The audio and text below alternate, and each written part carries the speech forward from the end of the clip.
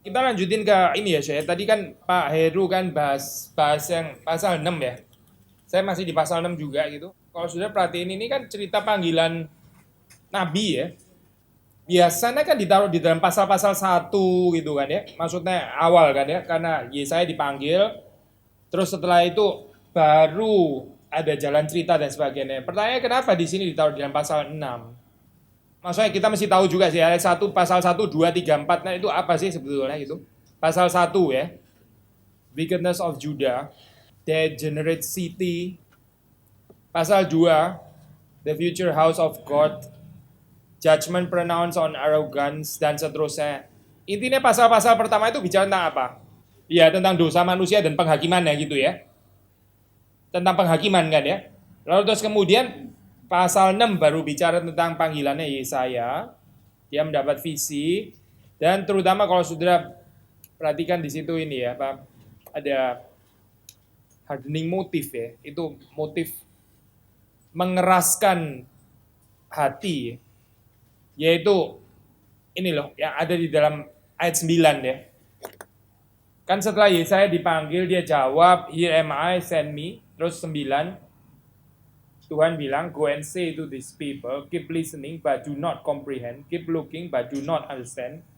Make the mind of these people dull and stop their ears, shut their eyes," dan seterusnya gitu ya. Ini kan motif mengeraskan hati itu ya. Motif mengeraskan hati misalnya ada di mana lagi? Hardening motif itu saudara ketemu di mana lagi? Misalnya ya Firaun deh, jelas ya. Firaun itu kan juga ada motif pengerasan hati gitu. Nah kalau saudara lihat di sini ya, bukan nggak ada kesempatan firman Tuhan itu diberitakan kepada mereka ya, tapi mereka nggak bertobat gitu kan. Ini supposedly setelah ada kalimat-kalimat judgment, penghakiman, seharusnya membawa orang untuk repentant gitu kan ya, kepada pertobatan gitu kan. But that's not the case. Maka akhirnya Tuhan menyerahkan mereka di dalam kedegilan hatinya. Sudah jangan ini ya, Pak, tafsir bagian ini seperti kayak belum apa-apa sudah gini, ini gini saya. Kita kan reform teologi ya. Kita tahu kita percaya predestinasi dan sebagainya. But still, meskipun kita percaya predestinasi itu bukan dimengerti dalam pengertian yang kaku sampai pada mulanya ya. God's decree, ada yang dipilih, ada yang tidak dipilih. Yang nggak dipilih ya sudah nggak bisa apa-apa gitu ya. Sudah pertama buktinya ayat ini. Tuhan kalau nggak mau menyadarkan mereka ya sudah itu gambaran kayak begini saya. Nggak really do justice to ini loh apa biblical teologi gitu. Karena kalau sudah lihat di dalam bagian ini, memang betul Tuhan berdaulat ya, termasuk berdaulat untuk mengeraskan hati manusia. Tapi saudara baca bukan nggak diberikan kesempatan kepada manusia itu untuk mendengar firman Tuhan. Jadi firman Tuhan sudah diberitakan, tapi terus kemudian mereka nggak mau menanggapi, nggak bertobat, sampai akhirnya Tuhan menyerahkan mereka ke dalam kedegilan hati mereka. Ini mirip sekali dengan Roma ya, pasal-pasal pertama itu. Sebetulnya kan kemuliaan Tuhan, itu keberadaan Tuhan itu bisa nampak dari karyanya ya. Dia yang tidak kelihatan itu bisa nampak. Tapi apa yang terjadi? Manusia suppress the truth. Manusia itu menekan ya. Pengertian itu ditekan sampai akhirnya apa? Tuhan menyerahkan mereka ke dalam kedegilan hati mereka. Ya, sama itu di dalam hal ini. Ayat ini kan dikutip di dalam New Testament ya. Yang tadi saya baca di mana? Make the mind of these people dull, stop their ears, shut their ears, that they may not look with their eyes dan sebagainya. Dikutip di mana? Di mana saya dikutip? Pernah familiar nggak baca ayat ini? Ya betul, di Matius kan ya, betul ya. Sudah lihat LAI di bawahnya ya, ada tulisan Matius 13. Ya itu salah satu cara paling gampang sih. Itu membantu untuk Bible study memang gitu. Sudah lihat ayat itu ketemu di Matius ya, itu keluar dari mulutnya siapa? Tuhan Yesus kan ya.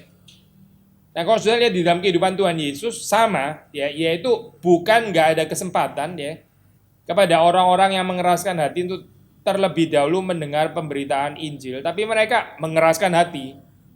Mereka menolak, mereka mengeraskan hati sampai akhirnya Tuhan menyerahkan mereka ke dalam ya kekerasan hati itu ya.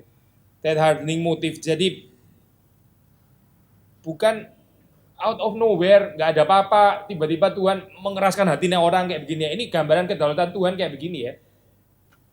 Kurang ada dukungan Alkitab ya sebetulnya gitu. Sudah ngerti ya poin ini ya. Ini gambaran kayak gini Tuhan kayak jadi apa itu main dadu akhirnya gitu ya. lempar angka genap, dipilih angka ganjil, reprobat, selesai gitu misalnya. Bukan itu sih, bukan gitu. Tapi Tuhan tuh memberikan ruang actually kepada manusia untuk meresponi, ya, untuk menanggapi anugerah yang sudah pernah diberikan oleh Tuhan gitu. Tapi manusia mengeraskan hatinya, ya. The freedom itu berarti means responsibility, ya. Tuhan kasih ini apa sih? Adam itu dikasih penolong yang sepadan, ya. Istilah penolong itu kalau di dalam perjanjian lama, penolong itu actually Yahweh. Maksudnya Tuhan itu penolong gitu kan ya. Tapi sekarang jadi ada tanda kutip sekularisasi ya di dalam pernikahan dan intended by Yahweh himself. Sekularisasi ini tanda kutip ya. Maksudnya Tuhan memberikan kepada Adam itu penolong yang sepadan. Ini kan posisinya Tuhan ya actually ya. Penolong itu posisinya Tuhan loh. Tapi Tuhan seperti kayak mengundurkan dirinya sendiri lalu menyediakan Adam itu penolong yang sepadan ya. Waktu diberikan kayak gitu itu ini ada bahayanya. Bahayanya yaitu penolong itu ntar memerankan Tuhan lagi dan bener aja so, memerankan Tuhan beneran di pasal 3 gitu kan. Menyeret Adam jatuh ke dalam dosa. Jadi ini saya kacau di situ ya. Resiko itu tentu saja sudah dilihat Tuhan gitu. Yet still Tuhan tuh memberikan ruang ini loh, besar kepada manusia gitu ya. Bahkan seperti kayak replacing himself ya, melalui kehadiran si Hawa itu. Maksudnya poin yang saya mau ngomong adalah berkaitan dengan hari ini. Di dalam freedom yang dikasih oleh Tuhan gitu, itu responsibilitasnya besar sekali. Manusia mesti respecting the prohibition ya, larangan-larangan itu. Kalau dia nggak care, bagian itu dia terjang atas nama freedom, ya sudah. Berarti dia menuai sendiri. Seperti dalam bagian ini ya, orang sudah mendengar pemberitaan penghakiman yang keras ya, tapi nggak bertobat. Bukannya bertobat, tapi akhirnya mengeraskan, akhirnya Tuhan menyerahkan mereka kepada kekerasan hati. Sebetulnya saya kalau sudah melihat di dalam ini kan prophet ya, nabi-nabi. Salah satu tugasnya nabi itu apa sih? Ya membawa orang untuk mengerti isi hati Tuhan gitu kan ya. Dan isi hati Tuhan apa? Yaitu pertobatan kan sebetulnya itu kan. Termasuk waktu nubuatan diberikan ya. Nubuatan itu tugasnya adalah untuk membawa manusia ke dalam pertobatan ya. Memang di dalam Alkitab kan ada dikatakan ya, kamu mengetahui bahwa nabi yang apa itu, ini kompleks ya, nggak tahu, so hopefully sudah masih bisa cerita ya. Karena ada ayat Alkitab mengatakan kita tahu dari mana nabi asli sama nabi yang palsu. Tahu dari mana kalau menurut Alkitab? Gimana? Ya betul kan ya. Kalau nabi yang asli itu bilang apa, nubuatnya terjadi. Kalau nabi yang palsu, nubuatnya nggak terjadi gitu kan ya. Tapi kalimat itu perlu didifferentiate lagi. Maksudnya apa, saya? Yunus ya, yang kita pernah baca, itu kan dia ngomong apa ya? Niniwe akan ditunggang balikan gitu kan ya? Ditunggang balikan nggak sama Tuhan? Jadi nabi palsu dong dia. Atau apa? Nabi agak palsu karena marah-marah hari itu. Sebetulnya dia asli tapi kelihatan palsu karena dia ngomel-ngomel, makanya kelihatan palsu sedikit gitu. Gimana itu penjelasannya? Kalau sudah melihat ini ya, kalimat itu cuma diarti dalam pokoknya dia ngomong nggak jadi, ngomong jadi itu palsu asli gitu. Saya pikir itu ini ya, Pak, agak ceroboh saya dalam hal ini. Apa penafsiran yang simplified kayak begitu? Maksudnya bukan itu gitu. Terjadi di dalam pengertian sesuai dengan kehendak isi hati Tuhan. Maksudnya gini, kalau orang Niniwe menanggapi dengan bertobat, itu kan sesuai dengan isi hati Tuhan gitu. Might not be isi hatinya Yunus ya, dia kayaknya nggak terlalu seneng kalau orang Niniwe bertobat gitu. Atau dia sebetulnya juga sudah lihat, Alkitab kan bilang dia sudah lihat kayaknya aduh bakal bertobat lah orang itu. Dan kalau bertobat pasti Tuhan akan mengampuni kan gitu. Dia sudah ngomong kan di akhirnya bilang kayak kalimat seperti itu. Berarti kita nggak bisa bilang bahwa Yunus itu nabi yang palsu hanya karena perkataannya itu nggak cocok dengan kejadian selanjutnya. Tapi bahwa melalui perkataan dari Yunus itu toh ya akhirnya orang Niniwe bertobat dan itu sesuai dengan apa yang Tuhan kehendaki gitu. Nah Yesaya ini sebaliknya ya. Gak ada buah pertobatan di sini, but still dia nabi yang asli juga. Karena memang gak tergantung daripada hasil, result, tapi tergantung daripada kesetiaan dia memberitakan kalimat yang dia terima dari Tuhan. Perhaps karena itu juga ya, dia mengalami visi yang ajaib ini ya. Karena pelayanan itu betul-betul susah. Karena pelayanannya betul-betul gak ada buah gitu. Jadi Tuhan kasih visi ya, supaya menguatkan Yesaya bahwa tetap ini panggilan gitu. Kita kalau di dalam dunia kerjaan, kita kayak nggak ada konfirmasi, promotion ya, karena diem di situ terus nggak jelas kayaknya kita ini resultnya apa, saya ini berguna atau enggak. Lama-lama bisa krisis identitas sudah tentang panggilan kita, terus kita bisa mempertanyakan ini panggilan saya atau bukan ya sebetulnya gitu. Dan dalam hal ini visi itu penting sekali, visi ya jelas. Bukan kalau ada hasil, ada apa itu konfirmasi kayak gitu, baru terus kita menggebu-gebu semangat ya. Begitu nggak ada hasil, terus kemudian kita mulai loyo, mulai discourage, mulai apa, itu bukan nabi, itu bukan hamba Tuhan, itu ini apa orang oportunis kali ya. Kita kan nggak dipanggil jadi orang oportunis. Nah, Yesaya ini adalah seseorang yang ya sudah gitu matinya arguably dikaji jadi dua ya, itu kalau menurut siapa? Surat Ibrani ya. Yang dipotong jadi dua, itu kemungkinan ya menurut banyak tafsiran itu Yesaya. Sudah matinya susah, ini apa beritanya berita penghakiman gitu kan ya. Orang nggak seneng, lalu terus kemudian nggak ada buah, tapi dia adalah orang yang taat ya, menaati kehendak Tuhan. Kita baca 41 ya, 41 tadi. Kalau sudah lihat di sini 41 ayat 8 10 kan tadi sudah baca ya. Ayat ini penting sekali ya, 8 sampai 10 ya. Karena kalau sudah lihat tradisi teologinya ini dia menunjuk kemana gitu. Kan kalau sudah belajar Old Testament teologi itu kan ada teologi-teologi tertentu yang kuat gitu kan ya. Theological tradition tertentu. Ini yang ditunjuk, ini theological tradition yang mana kalau sudah baca di sini? Apa? Covenant, oke, menarik. Coba kasih tahu saya di mana yang covenant? Di dalam hal apa? Maksudnya kalimat yang mana gitu? Covenant indeed salah satu theological tradition yang sangat-sangat penting. Tapi mana misalnya? Tapi bahasa covenantnya nggak terlalu jelas ya di situ ya. Ini tradisinya disebut tradisi bapak-bapak leluhur gitu. Memang ada Abrahamic covenant betul gitu ya. Tapi kalau sudah lihat itu Israel my servant Jacob, ya Jacob itu juga disebut my servant, ya. The offspring of Abraham, my friend, sahabatku, ya. Ini salah satu tradisi yang bertahan di dalam Yesaya, yaitu tradisi bapak-bapak leluhur. Untuk mereka itu penting sekali, ini apa? Mengacu kepada the promise yang diberikan kepada bapak-bapak leluhur itu, karena ada kaitannya dengan kepemilikan tanah gitu. Ini kan mereka kan kerajaan utara kan kolaps ya gitu. Kerajaan utara kolaps, kerajaan selatan memang belum gitu. Kerajaan selatan itu yang kolapsnya di dalam kitab Yeremia kan banyak dibicarakan gitu ya. Tapi kalau di sini kan masih very strong itu, Sion teologinya masih sangat strong ya. Pengharapan bahwa Sion itu nggak akan pernah goyah ya, nggak akan Yerusalem itu nggak akan pernah jatuh. Itu kan masih sangat kuat di dalam Yesaya ya. Sebelum kerajaan selatan akhirnya kolaps juga.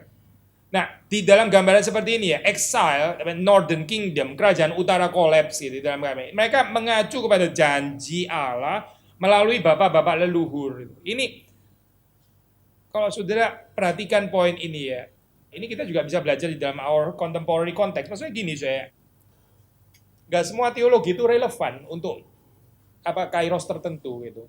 Sekali lagi ya, nggak semua theological tradition itu relevan untuk kairos tertentu gitu, untuk periode tertentu. Misalnya ya, kalau sudah lihat di sini, ini pengharapan tentang janji Tuhan yang diberikan melalui Abraham, Ishak dan Yakub itu sangat relevan untuk Yesaya ya, untuk kitab Yesaya, karena mereka berada dalam exile ya, mereka ini terusing dari tanah dan Tuhan memberikan promised land gitu ya. Mereka berharap melalui janji itu mereka bisa balik lagi.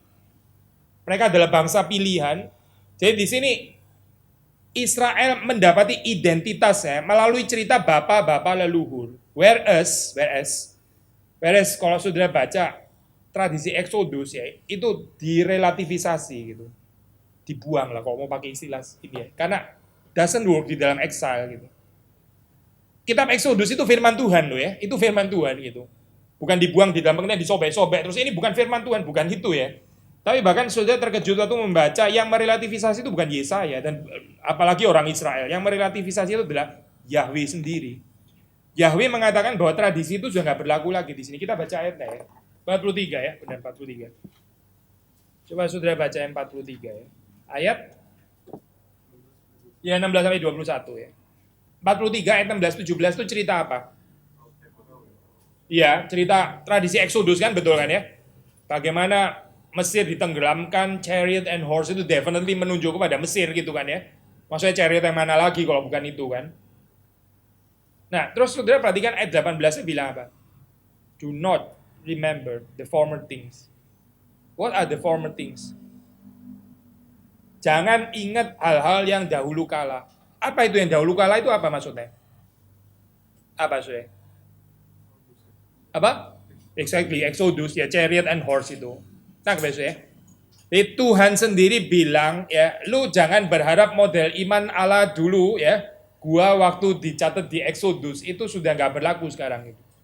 Ini yang merelativisasi Tuhan sendiri loh, bukan Yesaya tapi Tuhan sendiri. Do not remember the former things or consider the things of old. Do not remember, just forget it. Itu nggak ada lagi sekarang itu. Lalu Tuhan bilang, I am about to do a new thing. Now it springs forth, do you not perceive it? I will make a way in the wilderness and rivers in the desert. Masih ada motif air ya kalau sudah perhatiin di situ ya. Tapi ini air yang menjadi sumber penyegaran bagi mereka. Kalau tadi Exodus itu air musuh gitu kan ya. Orang Israel nggak bisa menyeberang karena ada air. Itu God rebuke the water ya. Ini kan air the sea itu sebagai gambaran chaos gitu kan ya, musuhnya Tuhan. Yang Tuhan masih berperang melawan itu sehingga orang Israel bisa menyeberang. Lalu kuasa chaos itu menenggelamkan musuh-musuh Israel gitu kan ya. Jadi gambarannya laut di situ kan negatif gitu. The power of the sea. Tapi di sini kalau sudah melihat rivers, ini masih air sih ya. Memang bukan the sea betul gitu. Rivers tapi sungai-sungai itu akan mengairi keadaan Israel yang ada di wilderness. Jadi nggak ada demonstrasi air bah atau air laut merah yang akan menenggelamkan musuh-musuh, menenggelamkan Assyria, Babylon dan sebagainya. Nggak ada cerita itu gitu. Tuhan nggak akan menenggelamkan Babylon dan Assyria seperti kayak Tuhan menenggelamkan bangsa Mesir. Nggak usah berharap hal-hal seperti itu. Itu sudah nggak berlaku di sini. Menurut Tuhan ya di dalam. Tapi apa? Tapi terus saudara baca, the wild animals will honor me, the jackals and the ostriches. For I give water in the wilderness, rivers in the desert, to give drink to my chosen people. Give drink. The people whom I formed for myself so that they may declare my praise. Terus ya ini ya, tradisi bapak-bapak luhur, Yakub muncul. Yet you did not call upon me, O Jacob. Yakub ya, tadi kita baca Abraham. Jadi apa sih saudara belajar teologi, belajar firman Tuhan itu apa sih gitu? Bukan saudara menguasai semuanya begitu kan. Kita kan sering kali dengar kalimat kayak gini saya, itu kebenaran itu adalah suatu kebenaran kalau dia benar kemarin, hari ini dan selama-lamanya. Gitu kan saya. Sudah pernah dengar kan ya? Kebenaran itu adalah kebenaran kalau dia universal, cocok untuk siapa saja. Baik orang di Indonesia, baik orang di luar negeri, baik orang di Asia, Afrika, di Eropa, dan itu cocok untuk mereka semua. Itu namanya kebenaran gitu. Gitu kan saya? Sudah pernah dengar konsep kayak gini kan ya? Iya, kebenaran itu kan universal, bukan particular gitu maksudnya. Ya konsep ini ada certain kebahayaannya saya. Saya bukan nggak percaya poin itu ya. Poin itu secara teori sih betul gitu. Tapi gini saya. Kalau kita belajar teologi, kalau kita belajar firman Tuhan, kita mesti tahu ayat apa cocok untuk keadaan kita pada saat apa. Gitu. Itu berarti baru ada kepekaan tentang waktu ya, time and space tadi itu. Orang yang cuma belajar teologi, dia pikir dia sudah tahu, lalu dia mengatakan pokoknya nggak peduli kapan, kan benar selalu kekal, jadi ngomong kapan aja. Surat ini surat Galatia itu ditulis Paulus kepada jemaat di Galatia, bukan ditulis untuk jemaatnya Matius, bukan. Injil Matius itu ditulis Matius untuk komunitas Matius yang jadi addressees dari Injil itu, bukan ditulis kepada orang Galatia, bukan. Gak cocok itu kalau di cross kayak begini ya, bisa kacau luar biasa gitu. And yet itu bukan bilang bahwa kebenaran itu relatif loh, bukan gitu. Kebenaran still absolut ya, tapi bukan berarti nggak kontekstual, bukan berarti terus kemudian nggak ada konteksnya gitu, bukan berarti nggak ada kairosnya. Nah balik istilahnya ini kita bisa belajar daripada Yesaya apa sih? Salah satunya itu kalau sudah membaca tradisi Exodus itu direlativize ya, seperti digeser, dibuang gitu. Kamu jangan berharap model the powerful God Yahweh yang akan membelah Laut Merah, itu nggak ada. So better don't hope that way gitu. Itu kamu ntar ilusi lagi. Mengharapkan kayak gitu. Babilonia collapse, Assyria collapse gitu. Mereka memang bangsa-bangsa itu akan dihakimi Tuhan pada waktunya, tapi bukan sekarang. Pengharapan apa lalu ya di dalam hal ini ya? Maka Israel itu bergumul, Yesaya bergumul ya di dalam apa? Di dalam mereka mau mengerti isi hati Tuhan. Akhirnya mendapat jawaban yaitu tradisi bapak-bapak luhur di sini yang menguatkan mereka. Jadi melalui cerita panggilan Abraham, ya, Ishak, Yakub, ya, cerita tentang Promised Land, Israel as God's servant, ya. Israel servant itu by the way, ini ya sangat berkait dengan ideologi raja gitu.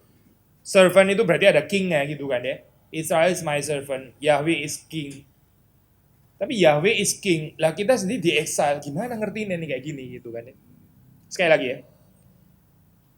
Katanya Yahweh itu king, kita servant. Oke, fine. Tapi kita sekarang di exile. Ini kita nggak lihat kingdom of Yahweh. Yang kita lihat adalah kingdomnya Assyria sekarang. Kingdomnya apa? Orang-orang Babylon ya gitu. Tapi kayaknya kejahatan lebih menang gitu daripada itu. Kita masih bilang kingdom of God. Ini kita ini ilusi, menipu diri atau gimana sih sebetulnya? Certain orang evangelical bilang ya itu eskatologis lah ya. Eskatologis memang menyelesaikan semua hal sesuai kan. Kalau sekarang belum ada ya tinggal bilang aja nanti pada akhir zaman gitu kan ya. Ya udah, berarti mesti tunggu. Jadi kalau akhir zaman bagaimana saya? Itu salah satu tafsiran di dalam kitab Wahyu. Yang jadi kesulitan kalau cuma ditafsir secara eskatologis ya. Sebetulnya nggak benar-benar menghibur untuk pada saat itu kan ya. Sudah ngerti ya, tafsiran futuris gitu. Kalau semuanya diletakkan di dalam perspektif eskatologis, waktu hari kiamat Tuhan datang lagi, ya penghiburannya waktu itu apa gitu. Ada kelemahan ya saya di dalam purely atau di dalam merely futuristic eschatological hope ya. Mesti bisa dialami at least cicipannya di sini dan sekarang dong apa gitu. Kalau saudara menabur kebaikan ya, jujur dan sebagainya. Terus saudara cuma dibilang ya tetap aja dunia ini akan rusak anyway, nanti eschatologis. Lama-lama bisa discourage juga loh saya. Kalau nggak lihat ini sama sekali kan, nggak ada lihat transformasi yang terjadi di sini dan sekarang. Ya, waktu kita melihat kehidupan Yesus, dia itu mengantisipasi ya itu apa? Kingdom of God. Dia bilang ada di antara kamu, berarti ada sudahnya kan ya. Not yet pasti memang not yet, eschatological juga. Dia akan datang kembali, betul. Tapi sudah lihat tuh orang-orang sakit disembuhkan itu apa kalau bukan antisipasi kan ya? Itu kan pengumuman God's kingdom sebetulnya gitu. Kelemahan manusia itu dilenyapkan ya. Orang-orang miskin, orang-orang the poor and the needy ditolong dan sebagainya. The initiation of the kingdom gitu. Di situ dan pada saat itu ya, pada saat itu di sini dan sekarang. Bukan cuma eskatologis ya, tapi juga ada cicipannya di sini. Nah sekarang balik lagi saya, kita bilang tadi kingdom of God. Kingdom of God, tapi kalau saya lihat dari mata saya kok bukan kingdom of God, ini kingdom of Assyria ini. Ini kingdom Babilonia, bukan kingdom of God. Mana kingdom of God? Katanya Tuhan yang ini berkuasa. Nah kalau sudah perhatikan keunikan di dalam Yesaya, saya tambah lagi satu poin saya ini apa? Theological profile yang sangat penting. Ini a novum ya di dalam apa? Sesuatu yang baru ini apa? Progressive revelation yang belum pernah dinyatakan, yaitu bahwa Tuhan itu bisa menjadikan Koresh. Siapa itu saya? Koresh ya, sudah tahu ya.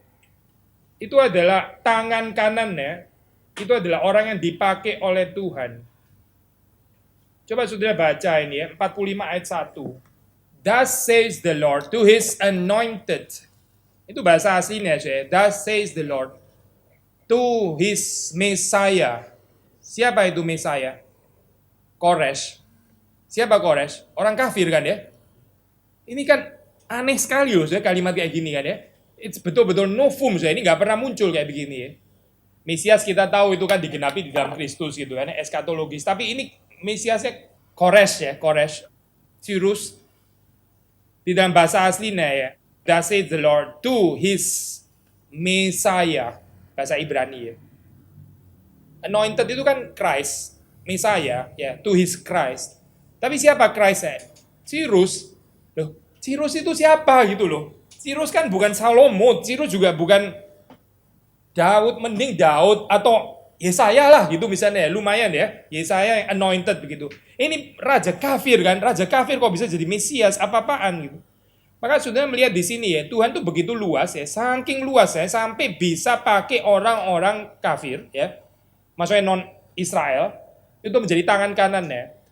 Dia menggunakan ini sih apa ini Koresh ini untuk membawa orang Israel bisa kembali mendirikan bait suci. Ini restoration of the tabernacle. Melalui tangannya siapa? Koresh. Siapa dia? Orang yang diurapi Tuhan. Diurapi untuk apa? Diurapi supaya dia boleh memperbolehkan orang Israel beribadah kembali kepada Tuhan. Sudah perhatikan ya, istilah Mesias di sini ya, konteks aslinya di dalam 45 itu adalah membawa orang Israel untuk bisa kembali beribadah kepada Tuhan. That's the concept of the Messiah menurut Yesaya 45 at least ya. Memang ada juga ayat-ayat yang lain seperti Yesaya 53 dan sebagainya tentang hamba yang menderita dan sebagainya, itu messianic verses juga gitu kan ya. Tapi kita bicara 45 di sini soalnya. Di dalam hal apa soalnya ini novo? Maksudnya gini soalnya, ini kan kalau dulu ya. Kalau dulu kan ini kan Yahweh itu kan king ya, Yahweh king Israel itu kan hambanya ya. Ini very special relationship antara Yahweh as king and Israel his servant gitu kan. Terus kalau Israel punya musuh, namanya Egypt.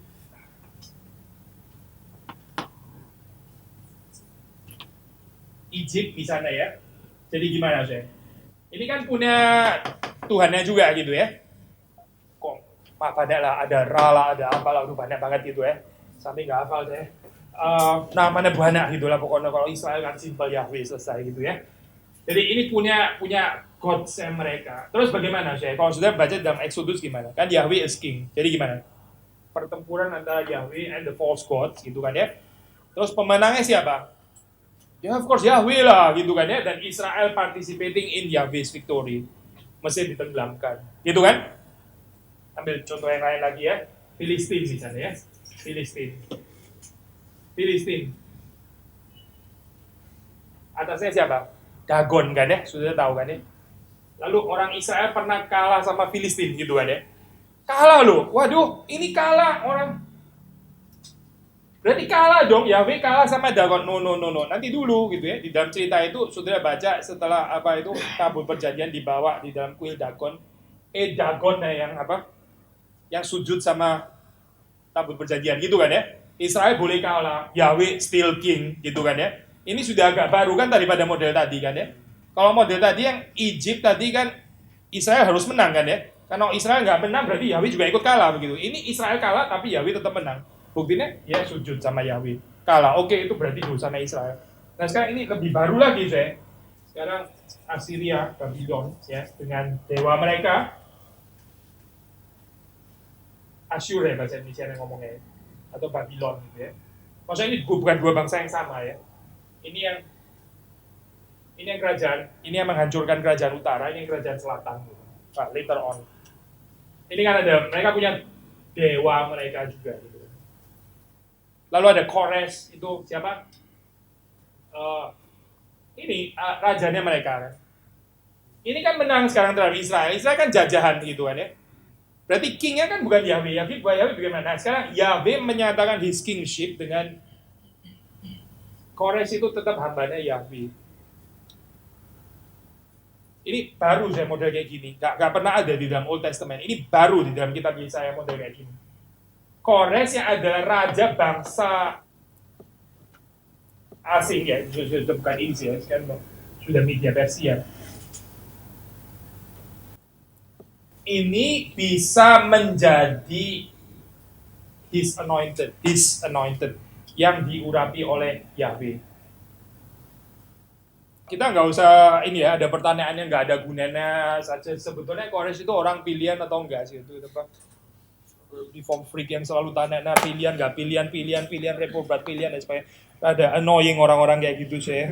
Dan dia tanya juga kecoa juga apakah ada reprobat dan pilihan dan seterusnya gitu. Gak usah pertanyaan yang inilah saya keluar daripada konteks. Konteksnya juga bukan kita menyelidiki Kores untuk menyelidiki dia ini orang selamat atau nggak selamat. Itu of no issue at all di sini gitu. Jadi sudah nggak usah tanya itu. Awas ya, sudah masih tanya juga. Tapi poinnya itu Mesias itu fungsinya apa di sini? Kores yang disebut Mesias itu fungsinya apa? Fungsinya adalah mengembalikan orang Israel yang tadi terbuang ke exile, sekarang bisa beribadah kepada Tuhan. That's the Messiah.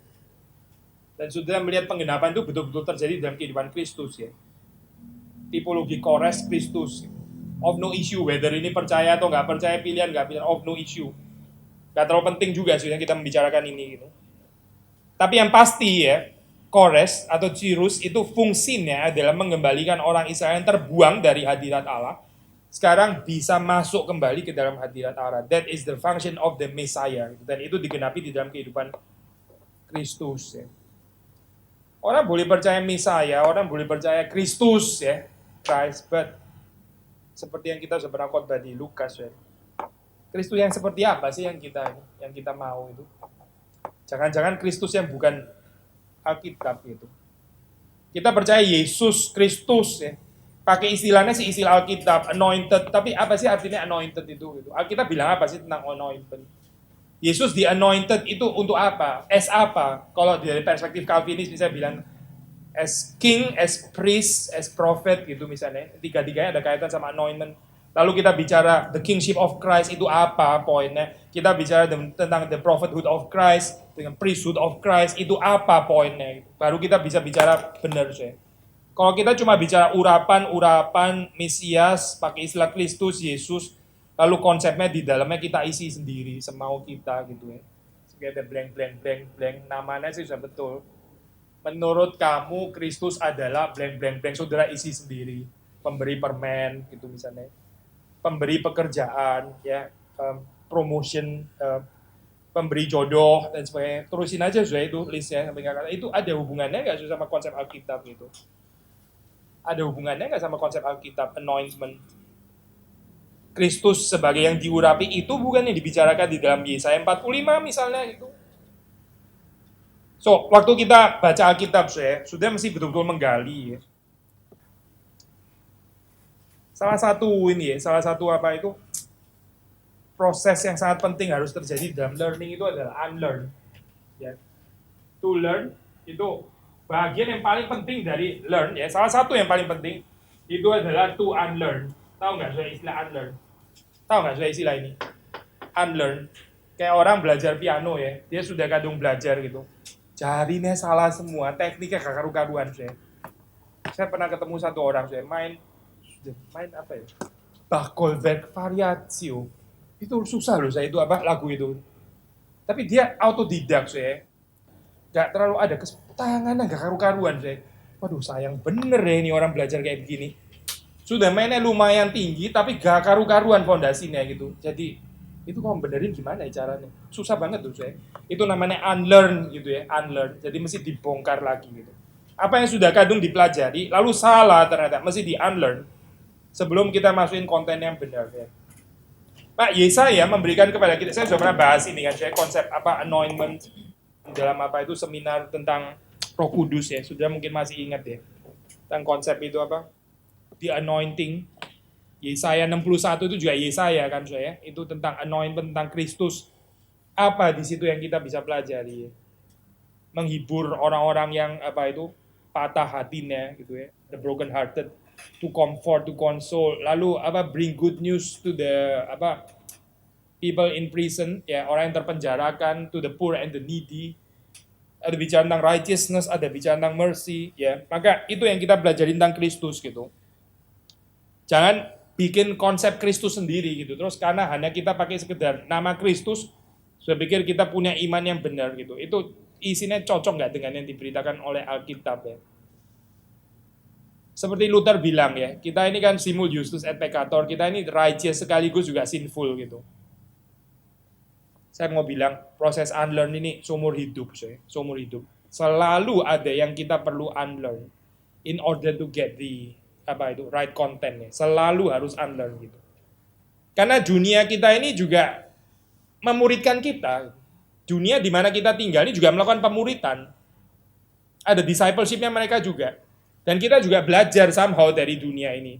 Maka waktu kita mau ikut Kristus ya, itu kita ikut discipleship ala Kristus, ada bagian yang selalu harus di-unlearn gitu. Makanya saya ini apa, jangan capek ya jadi orang Kristen kalau dikoreksi terus oleh firman Tuhan gitu. Karena ini proses seumur hidup. Gitu. Kalau kita berhenti dikoreksi, itu ada dua kemungkinan. Kita nggak perlu koreksi lagi, itu dua kemungkinan. Saudara adalah Tuhan, which kemungkinan ini sudah langsung gugur gitu kan ya. Karena itu nggak perlu dikoreksi, karena Tuhan kan nggak perlu koreksi kan ya. Atau kedua ya, kalau orang nggak perlu dikoreksi lagi, ya dia sudah, ya itu tadi Tuhan itu tadi ya, pakai vulgar sih istilahnya. Atau saudara memang ini orang yang sudah dibiarkan Tuhan. Orang dibiarkan Tuhan nggak perlu dikoreksi lagi. Yudas nggak ada koreksi lagi, saya. Jadi either saudara Tuhan atau Yudas gitu loh. Bukan kan? Kita bukan Tuhan dan bukan Yudas. Nah makanya saya, seumur hidup kita koreksi terus gitu. Hamba Tuhan pun seumur hidup dikoreksi Tuhan terus gitu. Semua orang, as long as kita masih ada dalam dunia, terus menerus koreksi oleh firman Tuhan. Ini saya bagian ini, dan masih ada beberapa ini ya, ayat-ayat yang lain dari saya sudah bisa baca sini, mungkin ayat tentang ini hamba yang menderita lah dan sebagainya, itu ayat-ayat penting, ayat-ayat mesianik, tapi again my encouragement adalah tolong saudara pelajari sebetulnya di situ tuh ngomong apa gitu ya. Jangan coret-coret di dalam kertas sendiri terus habis itu tunjukin Tuhan suruh tanda tangan. Saya mau Kristus saya kayak gini. Itu bukan kekristenan, saya. Kita mesti dengan blank paper, kosong, terus kita coba lihat Alkitab, kita tulis sesuai dengan yang Alkitab ngomong. That is true Christianity. Memang sih Asyur dan Babylon itu waktu dipakai, tapi mereka kelewatan. Negatif tapi ya. Negatif. Kalau ini kan positif ya. Ya. Tapi maksudnya barunya itu secara positif. Iya, terutama itu benar. Itu good to clarify juga. Karena kalau cuma sekedar pakai bangsa ini ya, tangan bangsa lain untuk mendidik Israel, itu nggak baru memang gitu. Ya. Tapi disebut sampai sebagai Mesias itu betul-betul baru sih di sini. Maksudnya very unthinkable gitu untuk Israel. Kalaupun ada orang yang diurapi itu harus Daud gitu ya, atau penerusnya Daud atau David Kingdom lah gitu. Masa ini Sirus ini negara mana lagi begitu kan? Kenapa dia boleh jadi Mesias gitu? Itu betul-betul baru itu bagian ini. Tapi yang kita tertarik again terutama ini ya, fungsinya Mesias di sini apa gitu. Bukan kita shock terus habis itu kok boleh orang kafir jadi Mesias gitu. Nggak bisa kayak begini. Dan kita satu level sama fundamentalis worldview gitu ya. Israel mungkin juga bisa punya kesulitan itu loh gitu. Di bagian ini sudah di-tackle saya harusnya ya. Di dalam gambaran ini kebesaran itu ya, keluasannya God's kingdom gitu. Ya, sudah pasti nggak identik dengan gereja. Sudah pasti nggak identik dengan Israel. Kalau kita kingdom of God view-nya itu gereja gitu ya. Itu nggak cocok sama banyak ayat Alkitab gitu. How to explain bagian ini. Dia nggak belongs to Israel. Kingdom of God itu juga salah satu ini poin sentral juga di dalam Yesaya gitu. Perhaps nggak semua kitab ya, centernya itu Kingdom of God. Tapi untuk kitab Yesaya definitely Kingdom of God itu salah satu center yang penting. Even ada scholar yang mengatakan itu konsep tentang Mesias pun itu ya, itu still di bawahnya konsep Kingdom of God sebetulnya gitu. Mesias seperti di sini ya, ini mau menunjukkan the Kingdom of Yahweh sebetulnya. Yahweh yang berkuasa, tetap berkuasa karena yang mengurapi kan Yahweh.